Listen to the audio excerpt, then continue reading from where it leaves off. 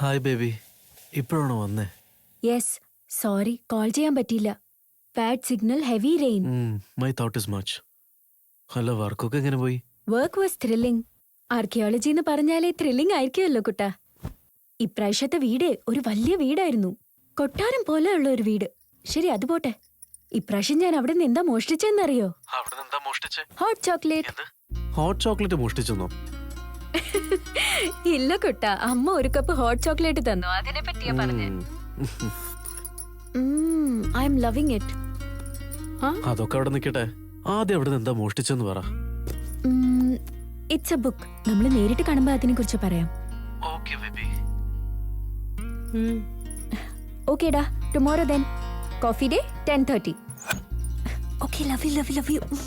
Love you too. ബുക്കോ? എങ്ങനത്തെ ബുക്കാ? ഒരു നോവലാണ്, love story. Around 700 to 800 years old. വലിയ വീട്, ഒരു പെട്ടിന്നാ കിട്ടിയത്. അതിന്റെ കൂടെ കുറെ സാധനങ്ങൾ ഉണ്ടായിരുന്നു. ഹായ് സ്വാമിജി. ആ ബുക്ക് നീ തിരിച്ചു വെക്കുന്നതാ നിനക്ക് നല്ലത്. 700-800 വർഷം എന്ന് പറഞ്ഞാ അതില് കുറെ ദുഷ്ടശക്തികളൊക്കെ കാണുമെന്ന് എനിക്ക് തോന്നുന്നേ. 800 വർഷം മുന്നേയുള്ള ബുക്കോ? അത് നിന്റെ കയ്യിലുണ്ടെന്നോ? അതെ, അത് അവളുടെ കയ്യിലാ ഉള്ളത്. അവളിത് പഴയ വീട്ടിലേക്കാ പോയത്. എല്ലാവർക്കും അറിയുന്ന കാര്യല്ലേ, അവൾ അങ്ങനത്തെ വീട്ടിലേക്ക് പോയാലേ എന്തായാലും ഒന്ന് അടിച്ചു മാറ്റിയിട്ടേ വരുള്ളൂ. ഇത്തവണ ഒരു ബുക്ക് അടിച്ചു മാറ്റിയത് അല്ലടി.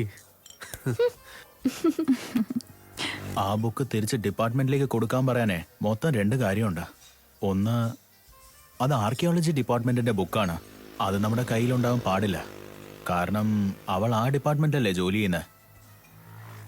രണ്ടാമത്തെ റീസൺ, അത് വളരെ ഡേഞ്ചറസാ. പഴമയുള്ള സാധനങ്ങൾ എന്തെടുത്താലും അതിൽ എന്തെങ്കിലുമൊക്കെ ശക്തികൾ കാണും. ആർക്കറിയാം അതിൽ വല്ല മന്ത്രവാദം ചെയ്തു വെച്ചിട്ടുണ്ടോന്ന്.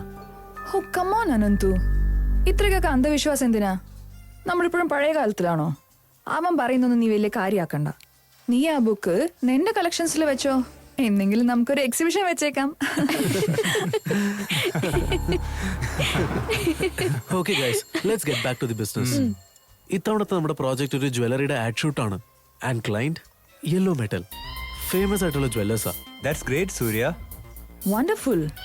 മോഡൽ ആരാ? വി ഹാവ് 2 മോഡൽസ്, ഫിലിം സ്റ്റാർസാ, Okay. ശ്രേയ ആൻഡ് യാമിനി. എടാ റൈറ്റർ, ഇത്തവണെങ്കിലും കുറച്ച് ഡിഫറെന്റ് ആയിട്ടൊരു സ്റ്റോറി എഴുത്. This client has got taste. നീ വലിയ എക്സ്പെരിമെന്റ്സ് ഒന്നും ചെയ്യണ്ട, വിഷ്വലായിട്ട് നിങ്ങൾ ട്രൈ ചെയ്യ്. പിന്നെ നീയും സിനിമാറ്റോഗ്രാഫിയിൽ എന്തെങ്കിലും ഡിഫറെന്റ് ആയിട്ട് ട്രൈ ചെയ്യണം. ഷുവർ. അത്രയും വലിയ ക്ലയൻസ് ആണെങ്കിൽ നമുക്ക് ലേറ്റസ്റ്റ് എക്യുപ്മെന്റ്സ് യൂസ് ചെയ്യാം. ഓഫ് കോഴ്സ്, അത് നിന്റെ ഡിപ്പാർട്ട്മെന്റാ. Yeah. You can do one thing. ഇത്തവണ നിനക്ക് എന്തായാലും വർക്ക് കൂടുതലായിരിക്കും. സെറ്റൊക്കെ ഇടാം, പക്ഷെ മാക്സിമം നാച്ചുറൽ തന്നെ ആയിക്കോട്ടെ. Like old houses, something like those lines. Sure. ആദ്യം കോൺസെപ്റ്റ് റെഡി ആവട്ടെ, എന്നിട്ട് അതിനനുസരിച്ചുള്ള ബാക്ക്ഗ്രൗണ്ട് റെഡിയാക്കാം. ഡെഫിനറ്റ്ലി.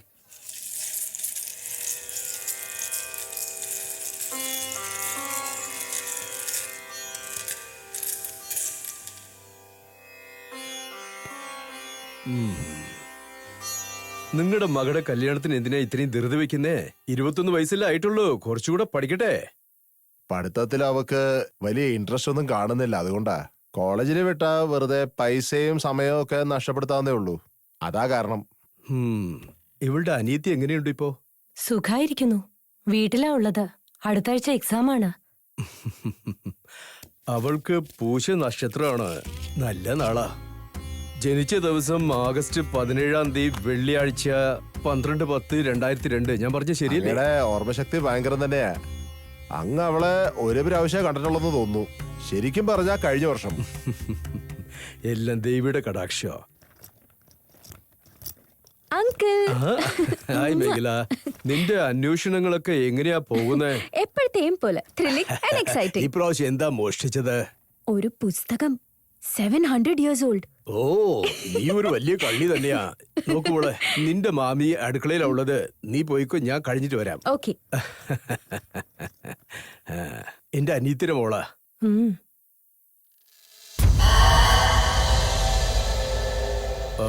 നമ്മൾ ഇവളുടെ അനിയത്തിയെ കുറിച്ച് സംസാരിക്കുമായിരുന്നല്ലേ? അവളുടെ പേര് എന്താ? അത് അവളുടെ നാള് ഓർമ്മ കിട്ടുന്നില്ലല്ലോ. മേഘം കറുക്കില്ല പെണ്ണെ പെണ്ണെ, ഡ്രസ്സും കറുക്കില്ല പെണ്ണെ. നിങ്ങളിങ്ങനെ പാട്ടും പാടി അവിടെ ഇരുന്നോ. ഈ വീട്ടിൽ എന്തെങ്കിലും വെക്കാൻ ഒരു സാധനം പോലും ഇല്ല. ആ, അത്രയല്ലേ ഉള്ളൂ. ആ എന്താന്ന് അത്രേ ഉള്ളൂന്നാ. ഞാനൊരു കാര്യം പറഞ്ഞേക്കാം, ആ ടീക്കടയിലാണ്ട് വേറെ വല്ല പണിക്ക് പോവാൻ നോക്ക്, അല്ലെങ്കിൽ ഒന്നും ശരിയാവില്ല. കറുത്താലും എന്താടി? ആ അതെ, ആ കടയെ മാത്രം ആശ്രയിച്ചാ നമുക്കിനി ജീവിക്കാൻ പറ്റില്ലാന്ന്. എത്ര നാളെന്ന് വെച്ചാ ഇങ്ങനെ ജീവിക്കാ? എനിക്ക് നല്ല ആരോഗ്യം ഉണ്ടായിരുന്നെങ്കിൽ ഞാൻ വല്ല ജോലിക്കും പോയാനെ. ഇത് നോക്കെന്റെ മുത്തേ, നീ ഒന്നും ഓർത്ത് വിഷമിക്കണ്ട. നമുക്ക് പെട്ടെന്ന് തന്നെ നല്ല കാലം വരും. വരും വരും, നന്നായി വരും. നിങ്ങൾ എപ്പോ ആ കട നിർത്തുന്നോ അപ്പൊ നല്ല കാലം വരും. ഒരു ദിവസം 4 ചായയും 7 വടയും, എന്നിട്ടത് ഹോട്ടലാണെന്ന്. ആ അങ്ങനല്ലടി, നീ ഒന്ന് സമാധാനിക്ക, എല്ലാം ശരിയാവും. ബിസിനസ് വളരുന്നേ.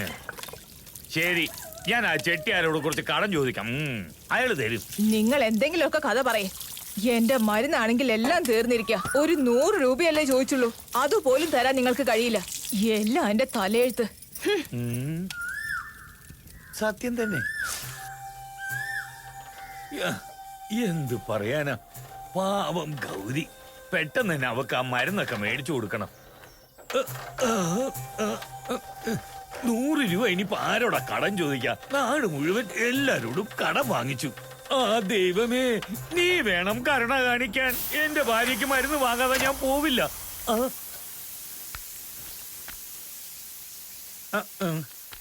താൻ എന്താ മനസ്സിൽ വിചാരിച്ചിരിക്കുന്നത്? സഹായം ചോദിച്ചപ്പോ ഇങ്ങനെയാ?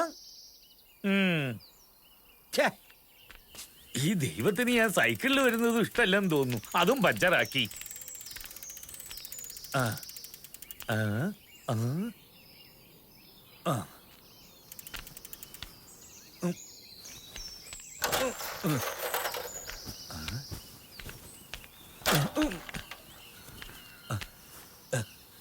എന്താ ഇത്?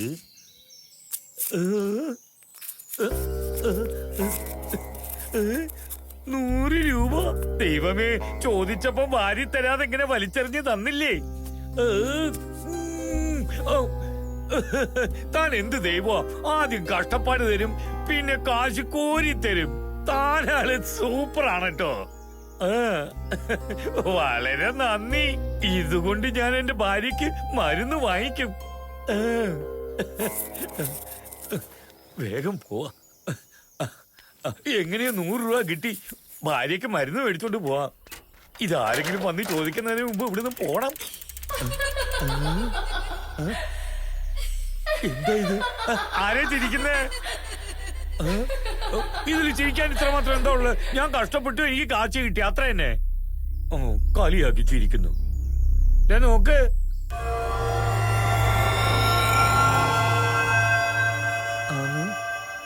ആരെയും കാണുന്നില്ലല്ലോ. കുഴപ്പമില്ല, ഞാൻ പിന്നെ കണ്ടോളാം. നോക്ക്, ഈ 100 രൂപ നിനക്ക് വലിയ കാര്യമായിരിക്കില്ല, പക്ഷേ എനിക്കിത് വലിയ കാര്യമാണ്. 1 കോടി രൂപയ്ക്ക് സമ.